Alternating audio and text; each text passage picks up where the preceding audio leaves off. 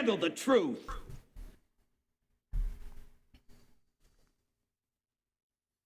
Welcome back, everybody. Welcome back to Saturday Night Cell Block. This is Thomas Freeme of the Thomas Freeme TV and Podcast Show. And we are getting nitty and gritty tonight. But before we get started, let me give my praise. Bless all those that are less fortunate than us tonight. I pray for you guys. I pray for warmth in these cold nights. If you guys can, please, www.cominghomecoalition.com. Blankets, sweaters, anything that you have access of, please put them in a box, ship them to us, and we'll make sure that those get directly out to those that need it. But God bless you guys, and I hope that you guys are finding warmth and food tonight. So great show tonight. I brought the pops back. Brought the fam back, and we're going to be talking about visitation, man. We're going to be talking about the things that families go through, the struggles. Prison just doesn't impact the individual going inside. It affects the whole family. And this is what we're going to be getting into tonight, is exactly what all entails and what it takes just to get one visitation to an inmate. So with that being said, let me switch on over.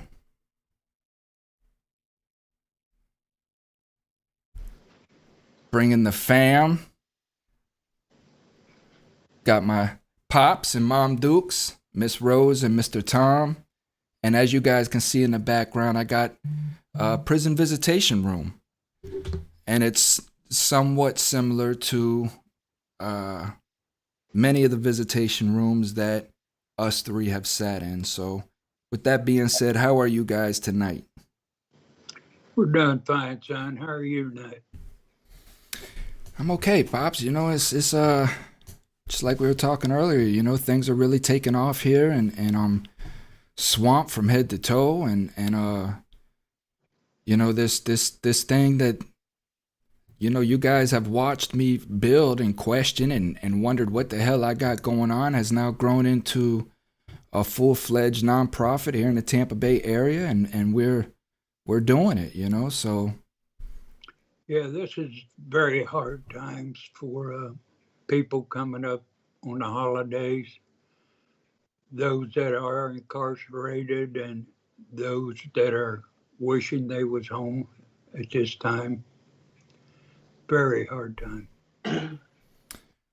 It really is, and I can take first count, the depression, the overwhelming depression on me inside during these times. I couldn't watch TV. I was miserable because of, every commercial is a holiday commercial. It shows family together. It shows good times. And I knew that not only was I missing that, but, again, like I said from the beginning, I knew that I had affected the whole family. Like the whole family's holidays I knew were different,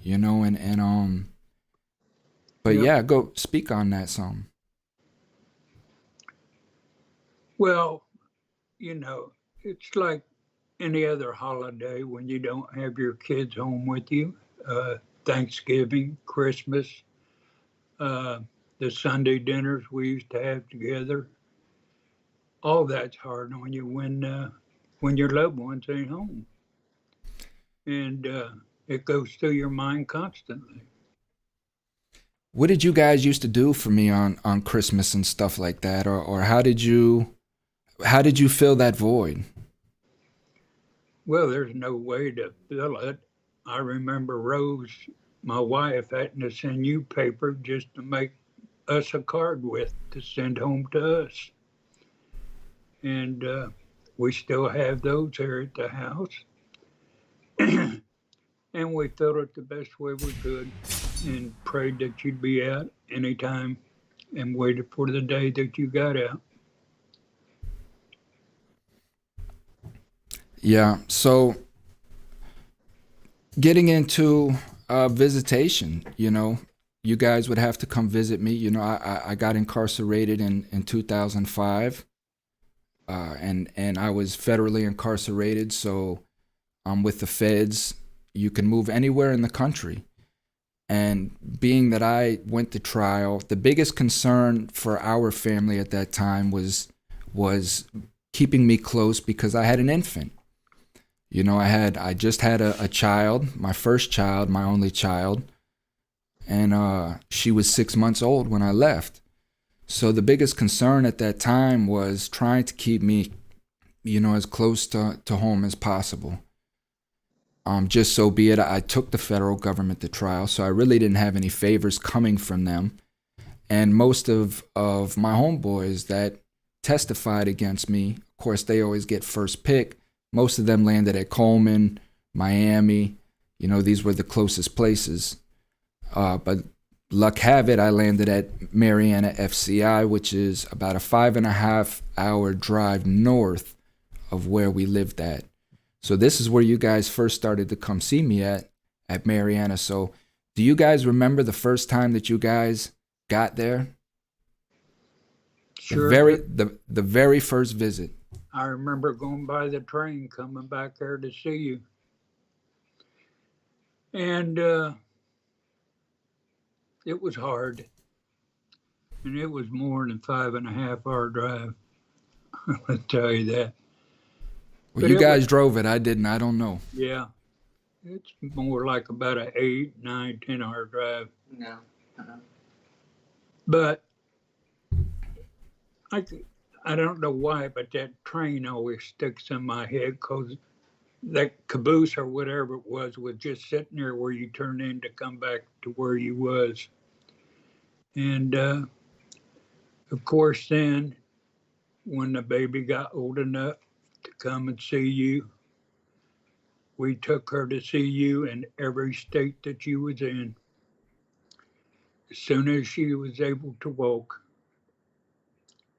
And I can remember her sitting inside waiting for them doors to open for you to come out. She'd watch everybody that came out of them doors.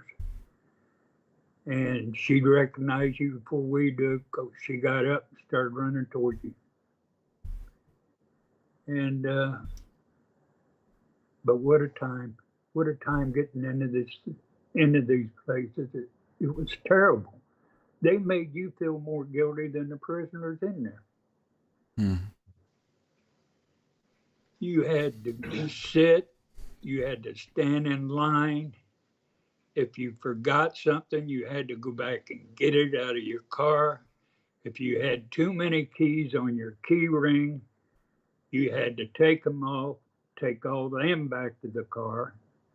You had to take your belt off when you went in. You had to take your shoes off. And let me tell you, you're only allowed to take so much money in there. So I think each one of us was allowed $20. Had to be in $1 bills. And they stood right there and counted them out of a baggie. And I'm going to tell you what, in there, $40 ain't nothing. It don't go nowhere in there. But speak specifically on the money, because I can remember some of the heartache was making sure not only that they were $1 bills, but that they had to be cleaned because they would scan them for drugs. So a lot of times what was happening was people would go and they would break $100 bill, let's say at a 7-Eleven, and get dollar bills, $5 bills. Well, dollar bills are commonly known for sniffing drugs out of, right? And then so these 7-Elevens and such have a lot of these dirty bills. And then what happens is these parents take them, they get them on their hands, they get them on their clothes, this residue, without even knowing it. You don't even know it. But when you go to the prison and they scan this stuff, you can actually get your visitation denied for coming up as positive for drugs. So that one of the other reasons they wanted them nice and clean and everything, because that was the only thing that worked in them machines in there that they ripped you off on. How much? So you guys said that you would bring in $20 a piece, which was you and Cheyenne would bring in a little bag with $20 on her. And how much would you guys have by the time you left? Oh, like maybe $2 or $3 in coins, and everything you bought was uh, like a hamburger was $6 or $7. Um, it was just, and we were feeding 3 people, you and us, because we would have had breakfast at like 5:30, 6 o'clock in the morning in order to, be there on time to get in line to, come see you. Mm-hmm. All I could say, Shane, Thomas, is that the anxiety, I know myself, I had such anxiety. And the only time that I was able to actually relax a little bit was when you walked into that visitation room. So I knew that we were through, we were in, and we were going to be able to sit with you and spend a few hours with you. It was really, it was heart-wrenching. Well, speak on that. Speak on that anxiety, that tension. Like where did that start, and how long did that? Of course, you explained until you came through the door, but just outline that some so that the viewer can really understand the anxiety that you're speaking on. Well, if we flew to see you, which we did many times when you were not in Florida, we would get up at 5:30 in the morning with the child. We had our granddaughter with us, and we would go have a breakfast, and then we'd have to be online at 7:30 in the morning, or whatever time the prison opened. I think it was 8 o'clock. So you had to be in line, either your car in line or in line. Each prison was a little bit differently how they worked it. And if you were not able to get in line, then you had to sit in your car.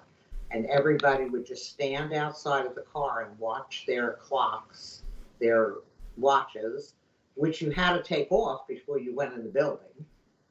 And as soon as 8 o'clock came, everybody would start literally like walking quickly, almost running. Mm-hmm. Speed walking. Yes, speed walking, right. And we were in our late 60s and 70s, and we were speed walking with a little child, right, trying to make sure that we got in line, because we knew that they only allowed so many visitors in at a time. Was there any? Because mind you, I went through none of this.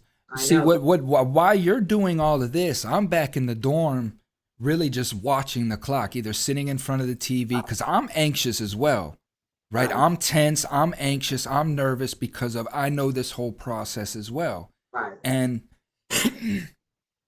I know my tension and anxiety was coming from the fact that if they messed with my family in any kind of way, they were going to have a serious problem with me on the compound. That's where a lot of my anxiety and tension was coming from. Right. Because I was already so internally mad that I was putting you guys through this.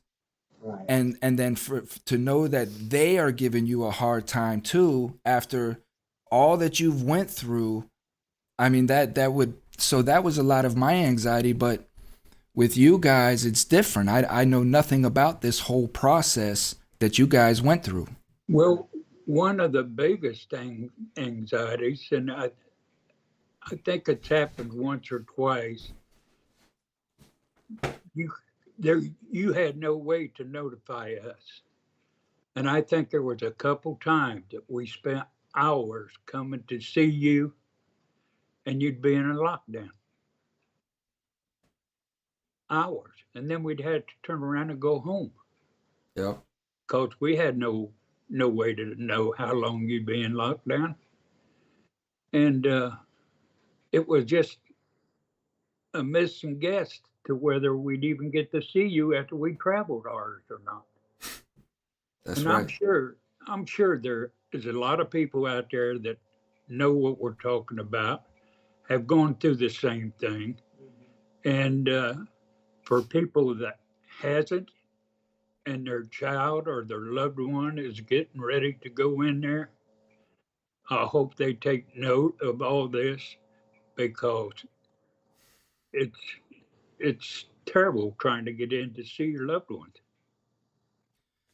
Well, and that's, I mean, again, this is what Coming Home Coalition and what I'm doing, within that is family preparedness for these things, to get the family prepared for these visits, and so to try to alleviate, because just like you said, it was always a guessing game, and it got to the point to where you guys had to end up bringing extra clothes, right? Just to make sure that you didn't have to, they weren't going to send you back to the store, No. or turn you down or turn you away because my daughter had open-toed shoes or something to that effect. Right. Yeah. I had, I would check the websites for whatever prison we were going to see what the clothing thing was, and you know what I mean, all the rules and regulations.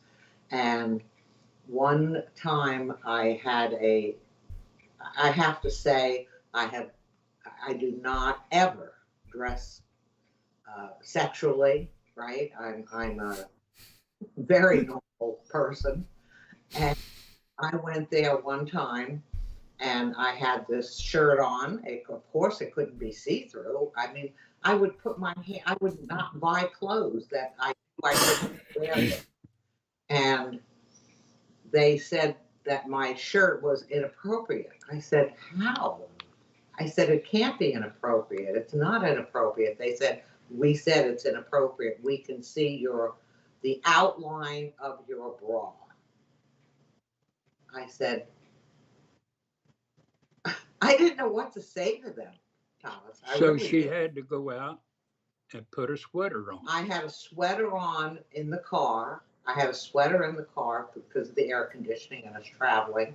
And I ended up sitting that day visiting with you for the entire day in 90 something degree weather with a sweater on because they said that my shirt was inappropriate, and it was not inappropriate. I even came home and I was so angry that I came home and wrote a letter to prison system directors or somebody, right? Because I'm a letter writer, and I never heard back from anybody. I did. I wrote this letter saying, how awful that they can treat people like this. And one other time, it talked about shoes, that you could not wear slip-on shoes or shoes that, your toe, the thong shoes, what did they call it? Yeah, something like that. Yeah. Right. Okay, well, the shoe that I had said nothing about sandals with straps around the back and covering your feet, nothing like that. And I had on a very appropriate business-like sandal with a strap in the back, and the only thing that was showing was just a little bit of the front of my toe. And I was perfectly sure that it was okay because it did not say that in any of the rules or regulations, and they turned me away because of my toe. So she had to go find a Walmart and buy a pair of tennis shoes. I had to leave the facility, go find a local Walmart or whatever store I found, grab the first pair of my size shoes that were closed completely, put them on my feet, and go running back and getting in line and starting all over again. Yeah, that's when you go out to do anything, whether it's to take your keys out to put them in your car or whatever. It's another whole thing trying to get back in there again. It was really that's the only thing I could say completely is that it was like a terrorizing feeling that they were going to find some reason that we could not see our loved one. And they looked at you with Um, most of them were just not really nice people. Contemptuous. Yes, exactly. Yeah, very contemptuous. They would look at you with contempt. They would, yeah, Yes. disdain, like you were an irritant. Yes, yes, exactly. And they had total control. And like I said, the only time I relaxed somewhat was when we were with you, when I saw you come through that door. And I knew that we were going to be okay as long as we didn't touch you, we didn't do anything that annoyed the guards or anything like that. It was very trying. And then the whole visitation process, you know, one of the biggest things for me, again, going back to Thursday night with Demetrius and I, when we're talking about some of the emotions that we have to contain inside, you know, I'm in visit with my daughter, and you know, these people will just call you up, you know, hey Thomas, come here, you know, and they'll wave at you and tell you to get up and walk up to the desk, and you know, it's embarrassing because they know what they're doing. You know, they're belittling you in front of your family. Yeah. You know, they're showing everybody in the room that they're the boss. Yeah. You know, and it's a very demeaning process. But we got to get up and smile and walk up and, what's going on, boss? Yeah, your daughter, she can't sit in your lap. What do you mean she can't sit on my lap? Your daughter can't sit in your lap. She has to sit next to you. Like, CO, she's 2 years old. What do you mean she has to sit next to me? She's gonna, as soon as I sit her down, she's gonna crawl right back in my lap. And then if she crawls in your lap again, we'll terminate your visit. You know, so now I gotta go back over there, and my daughter's trying to climb into my lap at 2 years old, and I'm taking her and out of my lap and sitting her down. This child don't know why I'm doing that. You know what I mean? So it's all of this combined that really deteriorates the whole function of the visit to begin with. Mm-hmm. Because by the time, as we heard, these parents get in there, the anxiety, the terrorizing anxiety that they have, that's very exhausting on the body. Right? That was another thing. Your dad and I, when we would leave there in the afternoon of whatever day we were visiting you, we were physically and mentally exhausted. Well, I felt sorry many a time because I knew how long we had to see you. But I can remember telling you that your dad had to go. I couldn't sit there any longer. It would... yeah, you would leave early and you would go out to the truck. Yes. Yeah. And I left Rose in there with the baby, but I had to leave. I couldn't stand all that. I couldn't stand all the emotion. And then here we got our granddaughter in there, and we don't know how many pedophiles are sitting around inside that place. And it gets to you. Yeah. Well, we went through that for 12 years with you. 12 years. But I think I had her in every state she was in. Just about. We did. Yeah, you guys packed her on a plane, flew her out to Texas. You guys came out to Texas the time. I believe, if I remember correctly, the airplane pilot brought her up to the cockpit, right? What happened? No, after we left you, we quickly had to go to the airport, drop off the car, right? And so we were signed in and waiting to board this little airplane that was taking us to somewhere in Texas, which was going to transfer us to come back here to Florida. And they had a mechanical problem. And there was no other airplanes that we could take. So we had already turned the car in, right? This was a little tiny town in Arkansas. Texas. Texas and Arkansas, something like that. And when they said, passengers from plane such and such come up to the desk. And so I had your daughter with me, and they said that the plane was canceled. There was mechanical issues, and it would not be leaving until tomorrow morning, the next morning. And here we were, exhausted. No car. Exhausted. We had just turned in our vehicle. The car rental place was closed. I started to cry at the airplane desk. I said, what are we supposed to do? We have, and your daughter was, I don't know, 6 or 7 years old at that time. And we were close, well into our 70s. And I literally started to cry. And the lady was so sweet, the customer service lady. She says, oh my, she says, it's going to be okay. She says, we're going to take care of you. She said, we're going to take you and your family to a hotel. And in fact, you're going to ride with the pilot and the co-pilot and the stewardess to the same hotel.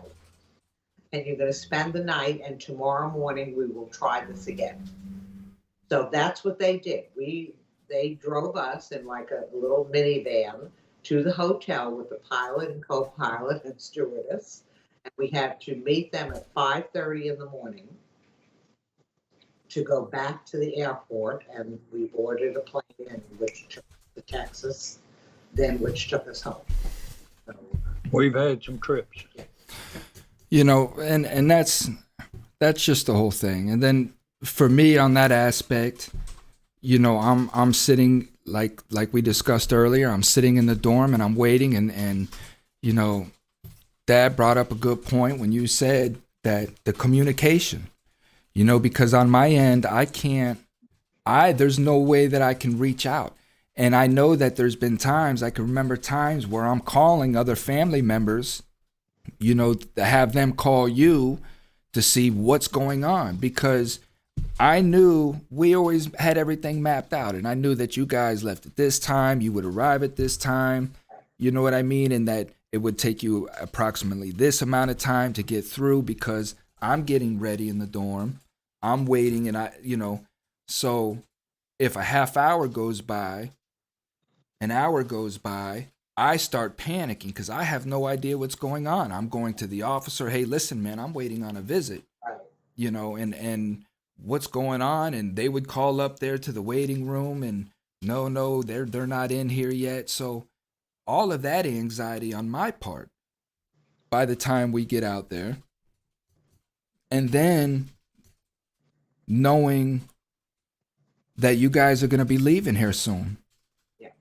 And that was the hardest part for me, was even now it breaks me up, because I knew how hard that was to have to leave, turn my back, walk away.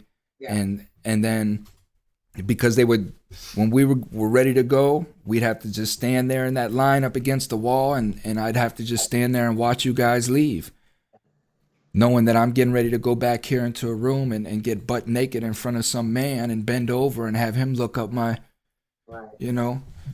So, Well, it was hard on us too when we left, because then we had to try to explain to Cheyenne why we had to leave and everything. And God love her, she was just as wore out as we was, because we wouldn't be in the car very long, and she'd be laying down in the back seat asleep. Yeah. One time, Shane, I can't remember which facility it was, but they told us that you were not at that facility. And I said to the guard, whoever was at that time, I said, no, he is. He's here. I said, this is his number, this is his name. And she said, ma'am, she was rude. She was really rude. And she said, he is not in this facility, ma'am. And I said, and I was trying to control myself and really keep calm, right? And I'm saying, With the place you was at right down the street from where we was, where we had went into the wrong place, I guess. Oh, that's when you guys went out to Bowman to Texas.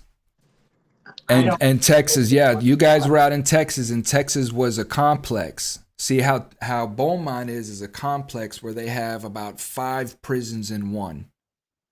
And yeah, that's where you guys had got confused. yeah, I think that's what it was, right? And I think they finally told Rose whereabouts you was in there because we had no idea.